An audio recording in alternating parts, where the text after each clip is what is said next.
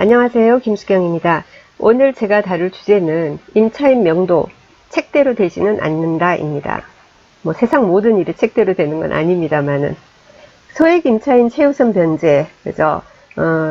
보증금을 법원으로부터 배당받을 수 있는 임차인이 거주하는 그런 집의 명도는 정말 뭐죠? 누워서 떡 먹기다, 식은 죽 먹기다 이런 말을 하는데 뭐 그대로 진행이 되면 되는데 실제로는 그 배당 배제가 들어온다든지 해서 좀 문제가 되는 경우가 왕왕 있습니다. 그래서 제가 사례를 지금 준비를 해놨습니다. 제가 준비해놓은 사례 같은 경우에는 항상 제가 10여 년 이제 경매를 하면서 고객님들한테 이제 의뢰를 받아서 대행을 해드린 사건들이 대부분이고 간혹은 제가 낙찰받은 물건들도 있고 그렇습니다. 그러니까 그 조사하는 과정이 다 머릿속에 지금 있잖아요. 지금 여러분 앞에 지금 보고 계시는 이 물건 같은 경우에는 해운대 자동의 LG아파트 49평형입니다. 입찰 시기는 2011년도 4월 6일.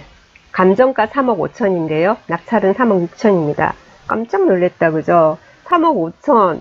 근데 1차에서 유찰도 안 되고 1,000만 원이나 더 쓰고 그런데 우리만 입찰 들어간 게 아니고 4명이나 입찰을 들어갔어요. 이 시기는 부산은 2009년도 하반기 가을 정도부터 이제 이렇게 바람을 타기 시작해서 2010년도 2011년도 이때는 폭주하던 시기였어요. 엄청나게 자고 일어나면 집값 오르던 시기. 낙찰받고 한두 달 후에 명도까지 2달 정도 걸리잖아요. 그때 되면은 집값이 완전 달라요. 그리고 이제 2011년도에 예를 들면 이렇게 경매를 진행하는 사건 같은 경우에는 2010년도에 보통 감정평가를 하거든요. 그러니까 7, 8개월 전에, 어떤 경우는 1년 전에.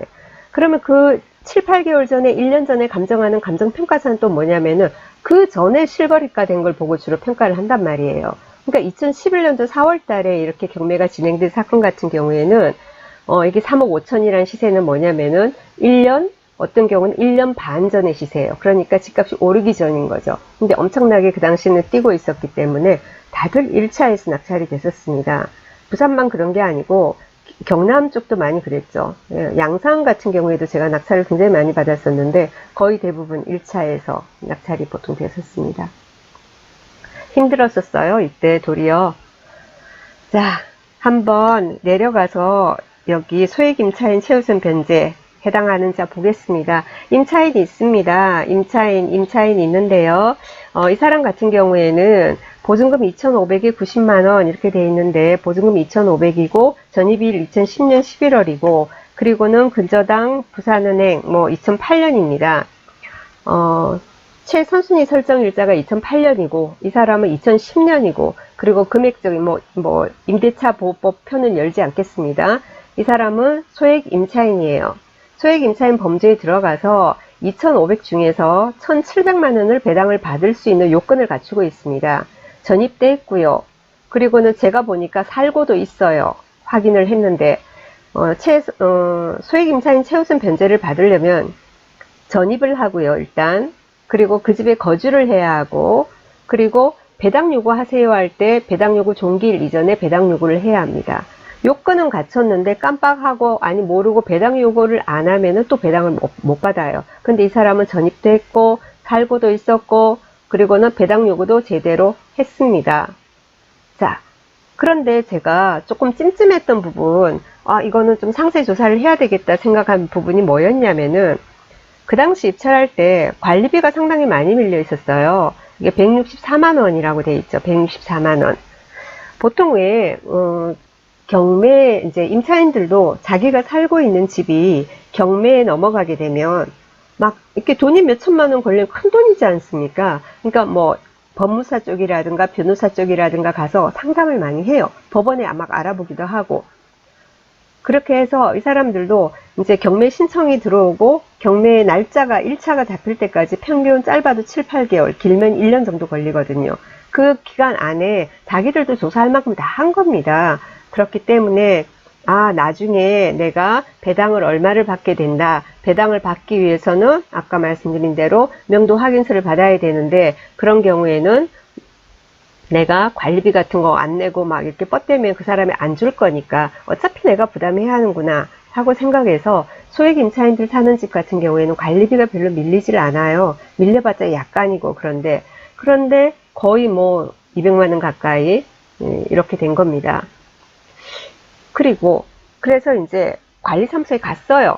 전화로 이제 뭡니까? 관리비 얼마 밀렸어요? 물어보는 거는 뭐 대답을 해주지만 그 외에 뭐 좀 디테일하게 물어보려면 전화로 되겠습니까? 직접 음료수라도 하나 사들고 관리사무소 가서 이제 물어봤죠. 여기 사는 사람이 누구냐?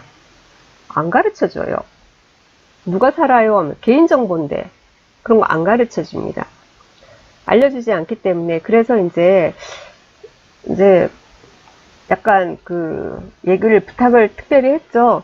2010년도 11월 달에 전입이 돼 있지 않습니까? 그러니까 2010년 11월 이 무렵 전후해서 혹시 이사가 나가고 들어오고 이렇게 했냐고.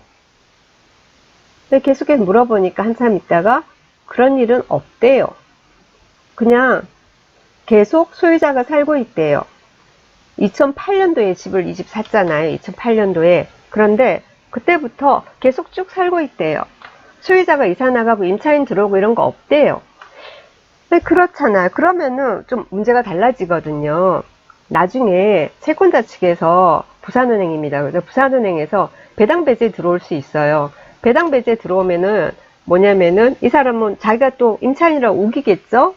그러면은 판사님이 뭐 목소리 큰 사람 이기게 해줄 수 있는 건 아니잖아요. 그래, 네 임차인이면 그러면은 뭐 임대차 뭐 계약서 이런 거는 뭐 제출을 했겠지만 그것도 뭐 대충 뭐 당사자끼리 이렇게 작성한 뭐 대충 된 거 이런 게 막 들어오기도 하거든요. 그러니까 그런 부분은 뭐 계약서는 들어와 있겠지만 그럼 보증금 2,500만 원을 이체한 증거를 대라고 하겠죠.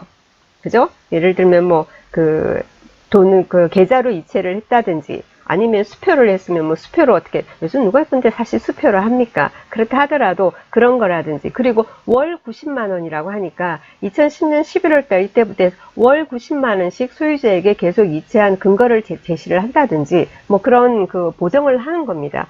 그렇게 하면은 그 자료들을 보고 판사님이 판단을 하는 거예요. 그런데 여기는 그래 이제 2,500만 원 이렇게 돼 있고 아무래도 관리사무소에서 이사 들어가고 나가고 한 적도 없다 그러고 관리비도 많이 밀려 있고 그렇게 해서 봤어요. 여기 채무자 부분 여기 소유자가 있고요. 그죠? 소유자 있고 채무자 있습니다. 여기 이 회사 있지 않습니까? 이 회사에 대해서 알아봤어요. 이 회사에 대해서 알아보니까 저기 임차인 돼 있는 사람 있지 않습니까? 그 사람이 뭐냐면은 이 회사에 관련되는 사람이었어요. 그러니까 즉 채무자라는 뜻이죠. 근데 거기서 답이 나왔어요. 아, 임차인이 아니구나. 그래서 얼마라도 이제 법원으로부터 최우선 변제 1,700이라도 받아내기 위해서 이 사람이 이랬구나. 그런데 그거 못 받을 수도 또 있기 때문에 뭐죠? 관리비라도 막 최대한 밀어놓고 이사비라도 좀 받고 이제 만약에 배당 배제에 들어오면 그렇게 하겠다고 계획을 잡고 있는 거구나 라는 생각이 들었어요. 그래서 이 사람은 요건은 갖췄지만 임차인이 아니고 배당을 못 받을 거다라고 생각하고 저희들은 거기에 대비해서 거기에 뭐 이제 비용 같은 거는 미리 이제 준비를 하고 있었죠. 그 내용을 사건 보면은 경매 사건 대법원 사이트 들어가면 문건 처리 내역 뭐 이렇게 송달 내역 이런 게 있습니다. 여기 문건 처리 내역의 마지막 부분에 보면은 어떤 내용이 나오냐면은 2011년 6월 16일 임차인 성함을 너무 그랬네. 예, 임차인 박모 씨 보증서 제출 이런 말이 있어요. 이 보증서가 여기서 이제 여러분이 이제 아시겠죠. 배당일날 채권자가 배당 배제 신청을 해서 이제 법원에서 보완할 수 있는 서류를 제출하라 이러니까 제출을 한 겁니다. 뭐 제출을 해도 못 받았습니다. 배당은 못 받았고 그래서 저희가 소송에 이사비는 조금 지원해서 그리고 미납관리비도 저희가 떠안고 이런 식으로 해서 이제 이사를 나간 케이스이죠. 여기 보면 나올 거예요. 우리가 낙찰을 4월 6일 날 받았지 않습니까? 4월 6일 날 받았고 대금 지급 기한은 5월 13일이에요. 5월 13일이었고 그래서 저희 대금 납부 마감일 날 했고요. 배당은 6월 9일로 잡혔는데 아까 6월 16일 날 보완했다고 그런 내용이 나오죠. 그래서 그 겉보기에는 소액 임차인 최우선 변제 받을 수 있는 사람이라서 너무나 쉽게 해결할 수 있겠구나 하고 생각하지만 그렇지 않는 경우도 왕왕 있다라는 사례를 보여드렸습니다. 수고하셨습니다.